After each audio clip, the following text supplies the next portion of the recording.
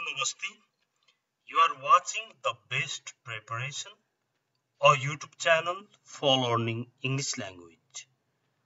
Please don't forget to subscribe this channel, share this video to your friends, like and comment. Now let's see today's topic.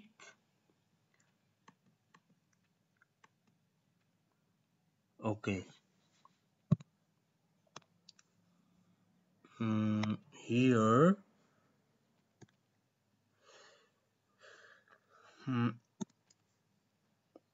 आजको यस युनिटमा के गर्न लागेको छौं भन्दाखेरि यो चाहिँ एउटा फनी तरिकाले अंग्रेजी सिक्ने हो। अब यहाँ केही डिफिकल्ट वर्डहरुको कुरा गरिहालौं। साई भनेको फियरफुल, लजालु पनि साई, डरपोक खालको पनि साई नै हो। अब कन्फिडेन्स भनेको चाहिँ कन्फिडेन्स बिल्ड गर्ने, आफूमा एउटा विश्वास बढाउनेलाई कन्फिडेन्स बिल्ड ट्रेनिङ भनिन्छ। अब यहाँनेरि एउटाले सोधेको छ, भनिरहेको छ, सोधेको भन्दा पनि आर यु भेरी साई? तपाई एकदम धेरै लजालु खालको अथवा डरपोक खालको हुनुहुन्छ? इफ सो, यदि त्यस्तो हुनुहुन्छ भने go on a confidence building course. Confidence building course लिनुहोस्। कन्फिडेन्स बढाउने कोर्स लिनुहोस्। कन्फिडेन्स बनाउने कोर्स लिनुहोस्। Okay. Are you very shy? If so, go on a confidence building course. तपाई कन्फिडेन्स बिल्डिङ कोर्स लिनुहोस् भनेको हो। Okay, next.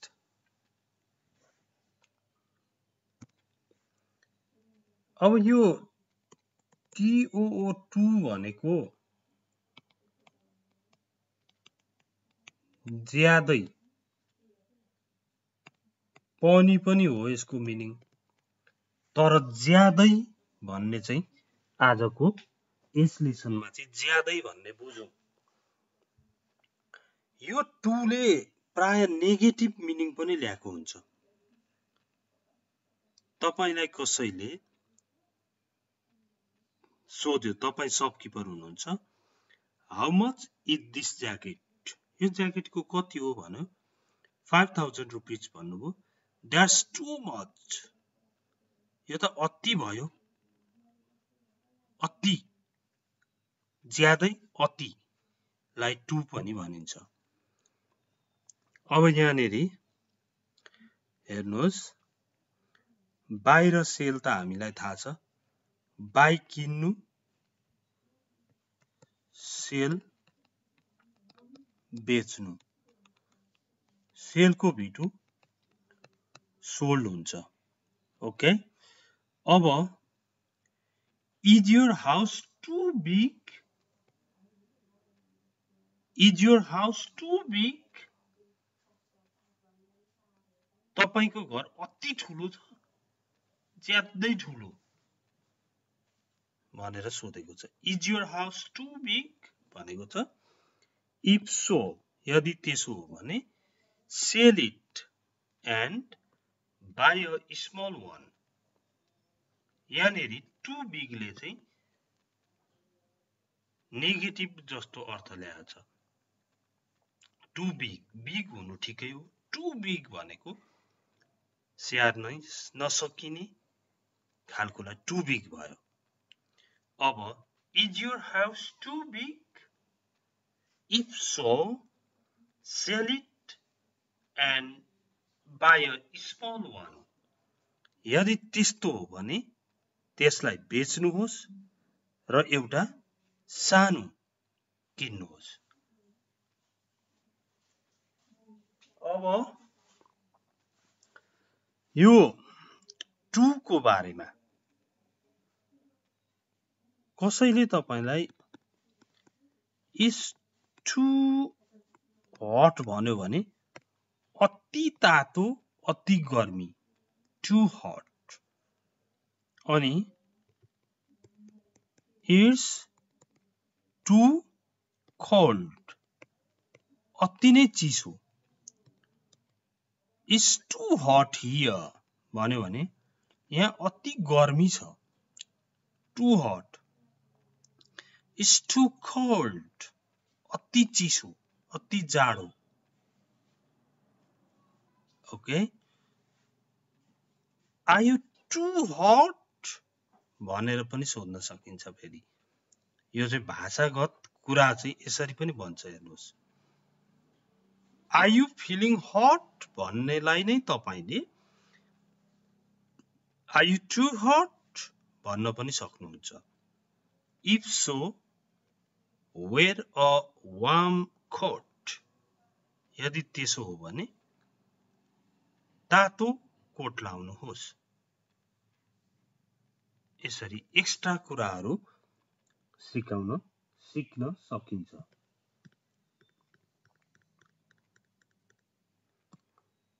अब हेर्नुस् त यो मुभिज MOVIES मुभिज भनेकै फिल्म्स भनिन्छ मुभिज फिल्म्स पिक्चर्स पिक्चर पनि भन्छ यसैलाई फेरि पिक्चर्स वाच भनेको हेर्नु भयो अ कपल भनेको COUPLE कपल भनेको एक जोडी भयो एक जोडी पनि हुन्छ दुईवटा पनि अ कपल नै हुन्छ अ पेयर भनेको पनि एक जोडी हो a pair of shoes I bought a pair of shoes मैले एक जोडी जुत्ता किने अ कपल भनेको एउटा जोडी अथवा दुईवटालाई अ कपल भनेर भनिन्छ अब यहाँ हेर्नुस् त do you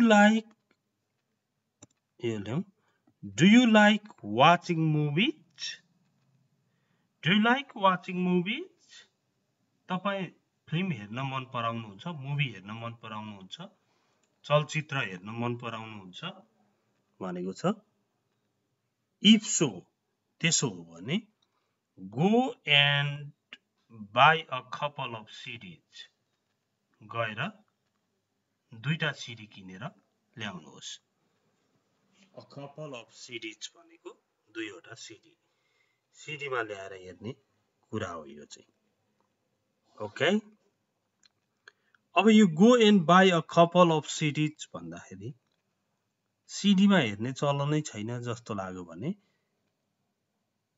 ask your friend to अथवा ल डाउनलोड अ फिल्म यहाँ if so download a film अथवा ask your friend to send a movie पठाउन साथीलाई सोध्नुहोस् भन्नुहोस् भन्ने पनि सकिन्छ or do you like watching movies if so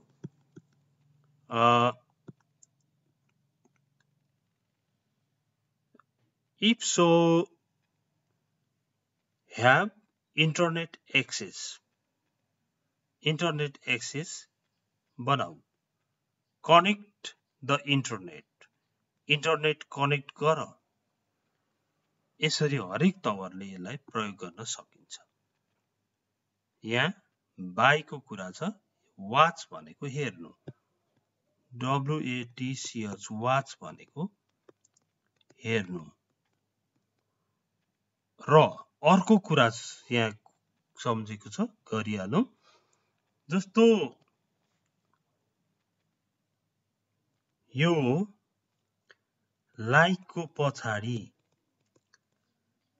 to like plus two इन्फिनिटिभ भनेको 2 प्लस v1 पनि आउँछ अथवा भर्बमा आइएनजी फर्म पनि आउँछ जस्तो do you like to watch movies भन्न पनि सकिन्छ do you like watching movies भन्न पनि सकिन्छ तर आइएनजी वाला नै सजिलो हुन्छ तिमी फुटबल खेल्न मन पराउँछौ भन्नु पर्यो भने do you like playing football भन्न पनि सकिन्छ do you like to play football भन्न पनि सकिन्छ ओके अब नेक्स्ट हेरौं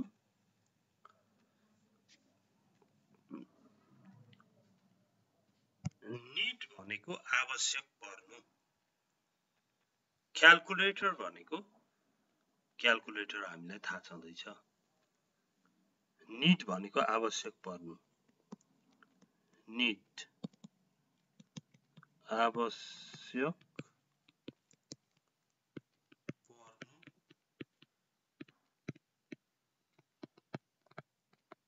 चाहिनु पनि नीड नै हो आवश्यक पर्नु अथवा चाहिनुलाई नीड भनेर भनिन्छ ओके अब do you need help with math तिमीलाई म्याथमा सहयोग चाहिन्छ आवश्यक पर्छ इफ सो यदि त्यसो हो भने बाई अ क्याल्कुलेटर किन पनि हुन सक्छ consult your teacher take tuition class private class लिनुहोस् tuition class लिनुहोस्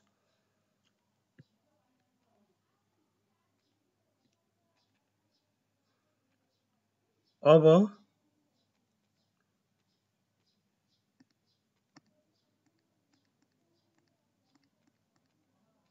यहाँ हेर्नुस् है sorry do you like gardening तपाईलाई बगैँचा गार्डन बनाउने काम गार्डनिङ भयो do you like gardening तपाईलाई बगैँचा बनाउन बगैँचामा काम गर्न मन पर्छ if so त्यसो हो भने go and buy some plants भनेको यहाँनेरि बिरुवाहरू plants भनेको बिरुवाहरू plants do you like gardening if so go and buy some plants गएर केही बिरुवाहरू किन ओके त्यस्तै फ्रेश मिल्क भनेको ताजा दूध भयो हेर्नु है FRESH फ्रेश MILK मिल्क ताजा फ्रेश दूध भयो अब फ्रेश भेजिटेबल पनि हुन सक्छ फ्रेश जेमा पनि आउँछ नि fresh fruit fresh drinks Do you like drinking fresh milk? तिमीलाई एकदम फ्रेश मिल्क पिउन मन पर्छ If so यदि त्यसो हो भने buy a cow गाई किन भन्दा किनेर ल्याएको मिल्कमा अब मानौ गाउँबाटै ल्याउनुहुन्छ भने पनि तपाईले बिहान ल्याउनुहुन्छ बेलुकाको दुध दिएको हो कि फ्रेश मिल्क नै एकदम पानी चानी केही नहालेको खानु हो भने त बाय खाऊ गाई किन यसबाट आज हामीले केही न केही नौलो तरिकाले शब्दहरू सिकिरहेका छौं बोल्न सिकिरहेका छौं ओके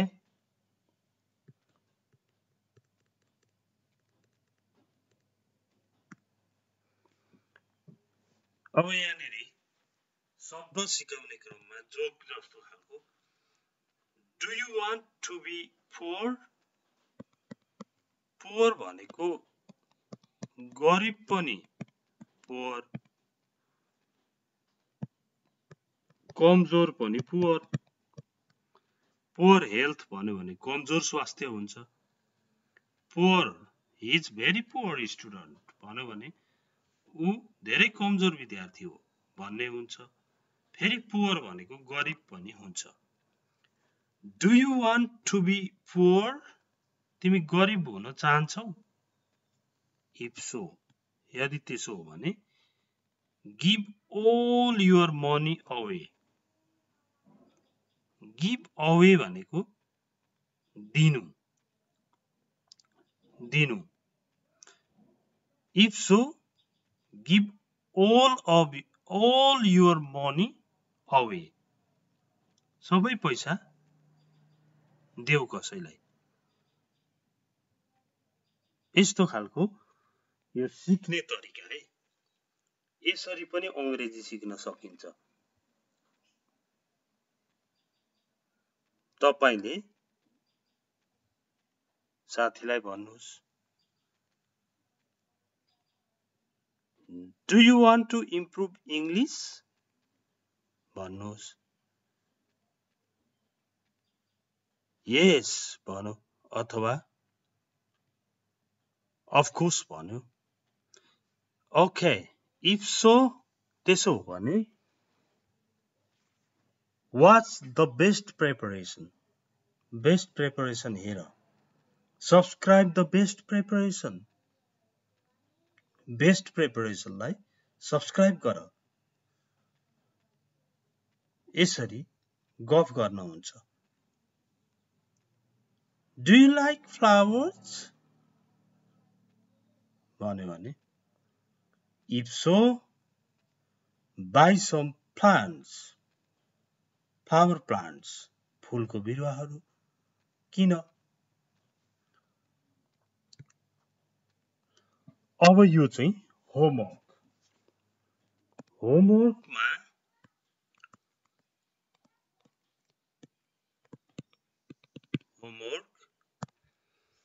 होमवर्कमा चाहिँ के दिएको छ यहाँ हेर्नुस् त तिमी बर्थडे केक मन पराउँछौ यदि त्यसो हो भने बर्थडे पार्टीमा जाऊ भनेको छ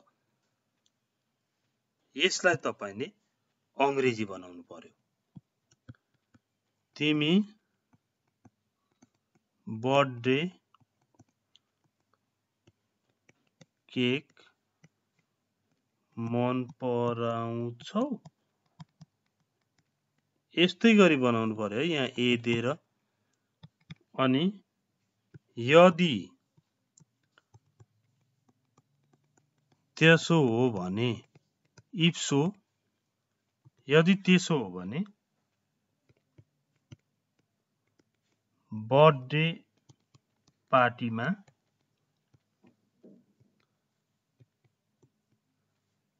जाऊ अब यो बर्थडे पार्टीमा जाऊ भन्दा अ बर्थडे पार्टी कि द बर्थडे पार्टी भन्ने पनि हुँदो रहेछ किनभने यो भन्दा अघिल्लो होमवर्कमा होला यो भन्दा अघिल्लोमै हो जस्तो लाग्छ मलाई जस्तो